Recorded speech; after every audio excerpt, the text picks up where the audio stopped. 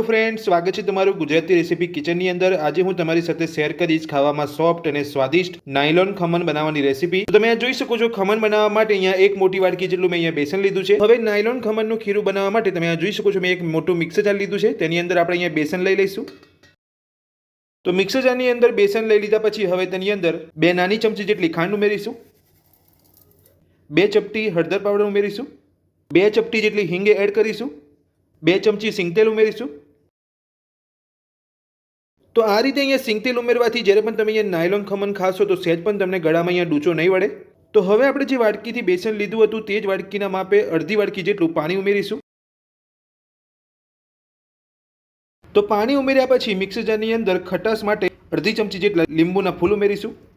તો આપણે અહીંયા ખટાશ માટે અડધી ચમચી લીંબુના ફૂલ ઉમેર્યા છે અને અહીંયા મેં સિંગતેલનો ઉપયોગ કર્યો છે, તમે કોઈ પણ તેલ લઈ શકો છો। તો હવે આપણે મિક્સર જારનું ઢાંકણ બંધ કરીને એક સ્મૂથ પેસ્ટ બનાવી લઈશું।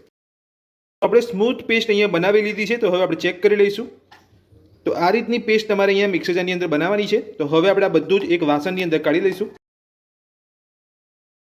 તો તમે જોઈ શકો છો, મિક્સર જારની અંદરથી આપણે બધી જ પેસ્ટ અહીંયા એક વાસણની અંદર કાઢી લીધી છે। હવે બીજી પ્રોસેસ કરતા પહેલા આપણે અહીંયા ગેસ ઉપર કુકર મૂકી દેવાનું છે। તો તમે જોઈ શકો છો, અહીંયા મેં નાયલોન ખમણ બનાવવા માટે ગેસ ઉપર એક કુકર મૂક્યું છે અને તેની અંદર મેં ગરમ પાણી કરવા મૂકી દીધું છે અને અંદર તમે આ જોઈ શકો છો, મેં અહીંયા એક સ્ટેન્ડ પણ રાખ્યું છે। તો તમારે પણ આ જ રીતે એક કુકરની અંદર ગરમ પાણી કરવા મૂકી દેવાનું છે અને આ રીતે એક સ્ટેન્ડ અંદર મૂકી દેવાનું છે તમારે। આ સ્ટેન્ડ ઉપર જ આપણે અહીંયા ખમણ બનાવવા માટેની જે ટ્રે હોય છે એ મૂકવાની છે। તો નાયલોન ખમણ બનાવવા માટે તમે જોઈ શકો છો, મેં આ રીતની એક ટ્રે લીધી છે જેને આપણે તેલથી ગ્રીસ કરી લઈશું। જો તમારી પાસે આ રીતની ટ્રે ના હોય તો તમે એક ડીશની અંદર પણ ખમણ બનાવી શકો છો।